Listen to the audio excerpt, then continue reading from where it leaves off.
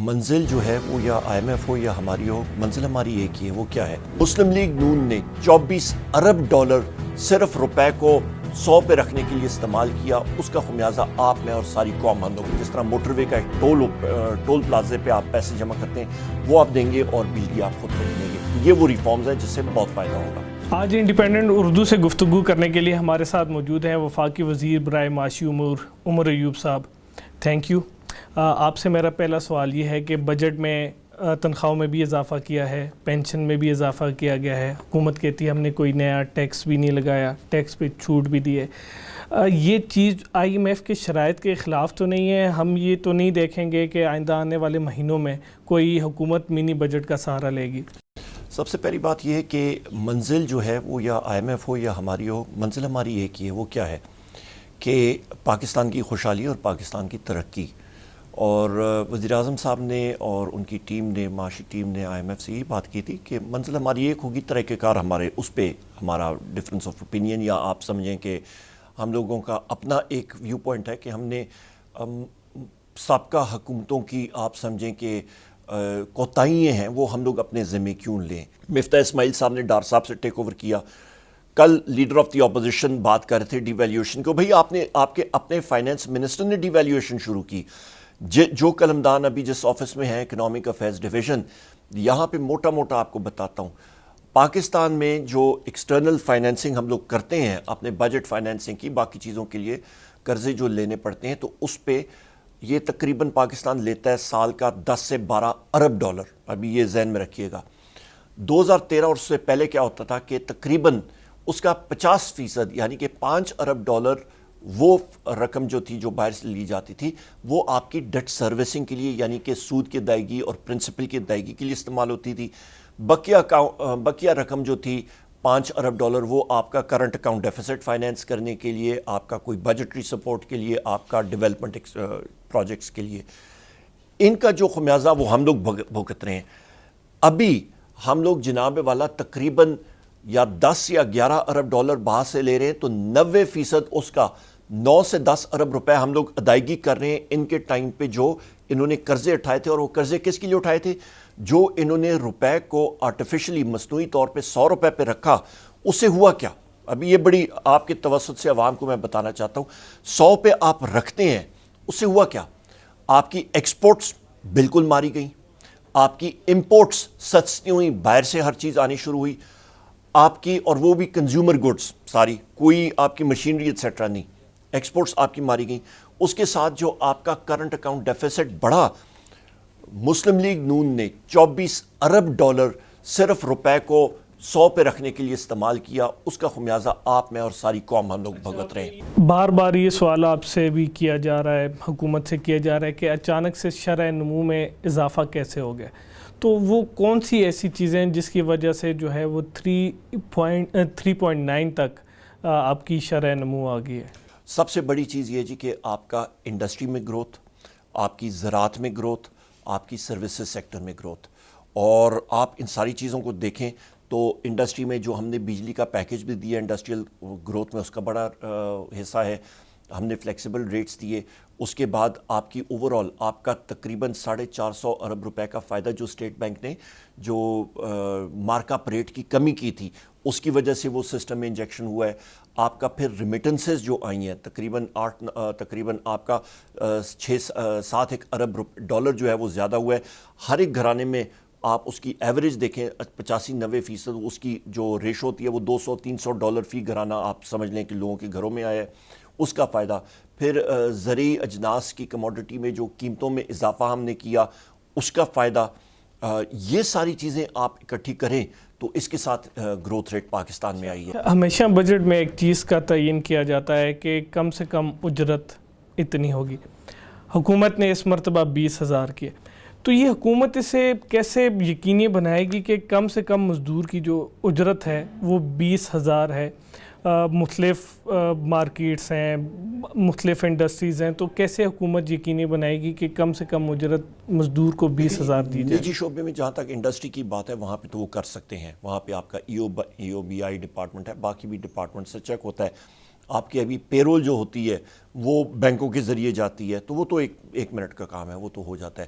جہاں پہ آپ مارکیٹیں ہیں اور یہ جگہیں ہیں وہاں پہ آپ انشور نہیں کر سکتے ہیں، وہاں پہ کیونکہ آپ کریں بھی تو ایک واویلا بن جاتا ہے کہ جی، تو وہاں پہ آپ پرسویژن کے ساتھ کر سکتے ہیں. وہاں پہ کیسے کر سکتے ہیں کہ آپ کا یا سیلز مین ہے یا باقی لوگ ہیں، ابھی کاروبار میں جو تیزی آ رہی ہے تو ابھی دکاندار کو چاہیے کہ جی، دکانداروں کو لوگ چاہیے کہ وہ ان کی سیلز مین کے لیے یا چوکیدار کے لیے یا باقی کے لیے آ رہے ہیں. نئی مارکیٹیں آ رہی ہیں لوگوں کی اس وقت.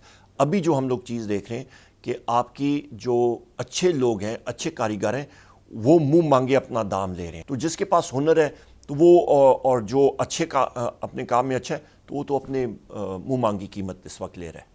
2 سال جو ٹارگٹ سیٹ کیا گیا انفلیشن کا، اس کا رکھا گیا 6.5%، پھر 5 سے 7 کے درمیان. ابھی بتایا جا رہا ہے کہ جی 8.5% تھا. اب جب نون لیگ چھوڑ کے گئی ہے تو وہ تقریباً 5% سے کچھ زیادہ تھا افراط زر. ابھی جون 2021 کی اگر آپ دیکھیں انفلیشن ریٹ وہ 10 سے تجاوز کر گئی ہے.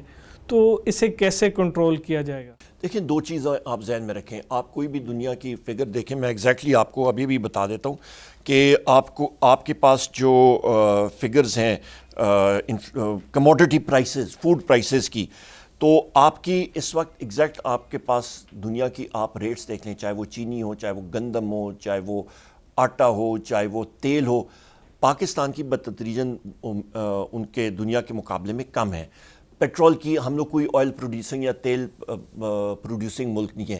ہماری قیمتیں جو تیل کی، پیٹرول، ڈیزل کی ہیں وہ اس خطے میں کم ہیں. آپ کو میں بتا دیتا ہوں کہ شوگر کی قیمت مطلب آپ کے مئی 2021 میں 97 روپے 73 پیسے تھی. یہی قیمت آپ کی انٹرنیشنل پرائسز جو ہیں اس سے زیادہ تھیں، اور زیادہ ہوئی ہیں کس کی وجہ سے؟ کووڈ کی وجہ سے. کووڈ نے بہت دنیا کی سپلائی چینز کو درم برہم کر کے رکھ دیا، پر پھر بھی ہم نے پوری کوشش کی ہے کہ یہاں پہ اپنے لوگوں کو اس کا ہم لوگ ریلیف دے سکیں. پاور سیکٹر میں آپ رہے تقریباً 2.25 سال رہے. ایک تو سب سے پہلے یہ بتا دیں کہ اس ٹائم ایک غیر یقینی سی صورتحال ہے، کیونکہ پہلے وفاقی وزیر برائے خزانہ کہہ چکے ہیں کہ وزیر اعظم انکار کر چکے ہیں کہ بجلی کے نرخوں میں اضافہ نہیں کرنا. اب دوبارہ بات شروع ہو گئی ہے کہ بجلی کے نرخوں میں اضافہ کیا جائے گا. اب اس میں اضافہ کیا جائے گا یا نہیں کیا جائے گا، کیا فیصلہ ہوا؟ یہ کیونکہ میرے پاس جس وقت تک پاور سیکٹر تھا اس وقت ہم لوگ یہی بات، ہماری IMF سے اس سے پہلے بھی ہم لوگ ان کو یہی بتا رہے تھے کہ وزیر اعظم صاحب کا حکم تھا، ہم لوگ اس وقت نہیں کر رہے ہیں. اور جہاں تک میری معلومات ہیں ابھی تک وہی ہماری پوزیشن ہے. کوئی اس وزیر خزانہ صاحب سے آپ زیادہ بہتر پوچھ سکیں گے، کیونکہ یہ ایک آن گوئنگ ڈسکشن ہوتی ہے، وہی آپ کو بریف کر سکتے ہیں اس پہ. IPPs کا ایک ایشو آیا، اچھا ان سے ریکوری بھی کوئی نہیں، جو انکوائری رپورٹ میں آیا کہ انہیں زائد منافع دیا گیا، انہوں نے ڈالر میں انہوں نے حاصل کیے، نئے معاہدے شروع کیے. تو یہ جو نئے معاہدے ہونا شروع ہوئے ہیں IPPs کے ساتھ، تو اس کا جو اچھا اثر ہے وہ عوام کو بھی نظر آئے گا؟ بجلی کی قیمتوں میں پھر کیا کوئی کمی آتی نظر آئے گی؟ بہت اچھا سوال آپ کا. زیادہ پیسے جو دیے گئے آپ کا جن کمپنیز کے ساتھ کی طرف اشارہ ہے وہ تقریباً 45 ارب ہے، اور وہ 2002 کی کمپنیز ہیں. اس کا ابھی 3 دن پہلے ECC نے کہا تھا کہ جی ہم لوگ بیٹھ کے اس پہ ڈیسائیڈ کریں گے، کہ وہ ایک پوائنٹ آف کنٹینشن تھا جو کہ محمد علی کی رپورٹ میں آئی تھی، اور اس کو وہ دیکھ رہے ہیں. اس کے علاوہ ایسا کوئی اور پیمنٹ نہیں ہے. اور آپ نے جو پیسے دینے ہیں وہ آپ نے 450 ارب روپے سے زیادہ دینے ہیں.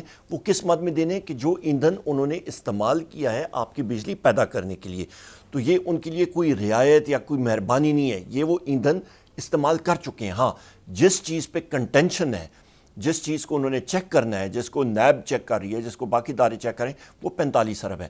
45 ارب سائٹ پہ رکھیں، باقی آپ نے دینے، کیونکہ ان کا ایک حق بنتا ہے. انہوں نے وہ بجلی بنائی ہے اور وہ اس کے اگینسٹ انہوں نے ایندھن لیا تھا، خریدا تھا، اور حکومت نے ان کو دینا ہے. تو وہ ایک طریقہ کار طے ہو جائے گا. ہاں، ریٹس کے اوپر، باقی چیزوں کے اوپر معاہدے جو ہیں وہ ہم نے کھولے تھے، ان کے ساتھ ہم نے بات کی، نہ صرف IPPs کے ساتھ بلکہ جو حکومت کے ادارے ہیں بجلی بنانے والے ان کے ساتھ بھی. ان کو مجموعی طور پہ آپ ایٹمی پلانٹس، آپ کے ہائیڈل جو ہیں پن بجلی والے، اور حکومت کے آئی پی پیز اور یہ انڈیپینڈنٹ پاور پلانٹس جو نجی شعبے میں ان ساروں کو ملا دیں تو اگلے 15 سے 20 سالوں میں تقریباً 4000 ارب روپے کا فائدہ ہوگا جو ہماری حکومت نے کی ہے. اس کے ساتھ ساتھ جو ٹیک اور پے کانٹریکٹس جس کا پہلے ابتدا میں ہم لوگ بات کر رہے تھے کہ چاہے آپ بجلی خریدیں یا استعمال کریں نہ کریں آپ کو یہ پیسہ دینا پڑتا ہے کیپیسٹی پیمنٹس, تو اس کے لیے بنیادی جو آپ نے ریفارمز کرنی ہے مارکیٹ میں اس وقت صرف سرکار خریدار ہے. ابھی ہم نے جو چیز شروع کی ہے C T B C M اس کو ہم لوگ کہتے ہیں آپ کا مارکیٹ, اس کو بنیادی طور پہ کیا ہے کہ آپ کا گاہک جو ہوگا بجلی خریدنے والا وہ زیادہ ہو جائیں گے, آپ کا سپلائر تو ہیں پر جو خریدار ہیں وہ بھی زیادہ ہو جائیں گے. تو اگلے 12-14 مہینے میں تقریباً 20% جو پاکستان کی بجلی بنتی ہے وہ آپ کی انڈسٹریل جو ہول سیل مارکیٹ ہے وہ آپ کی کھل جائیں گی. آپ ایک خریدار ہیں, آپ ٹیکسٹائل مل ہیں یا آپ کوئی بڑی کمپنی ہے تو آپ کسی بھی انڈیپینڈنٹ پاور پروڈیوسر سے بات کریں گے کہ جی مجھے اس ریٹ پہ میرے ساتھ معاہدہ کریں, وہ جانے اور آپ جانے ویلنگ کے ذریعے وہ آپ کو بجلی جو ہے وہ آپ دیں گے. جو تاریں ہیں اس کا کرایہ آپ جو کمپنی جس کی وہ ملکیت ہے company N T D C ہے یا ڈسٹریبیوشن کمپنی ہے اس کو آپ کرایہ دیں گے. جس طرح موٹر وے کا ٹول پلازے پہ آپ پیسے جمع کرتے ہیں وہ آپ دیں گے اور بجلی آپ خود خریدیں گے. تو یہ وہ ریفارمز ہیں جس سے بہت فائدہ ہوگا. بہت شکریہ منسٹر صاحب انڈیپینڈنٹ اردو کو وقت دینے کے لیے. بہت شکریہ.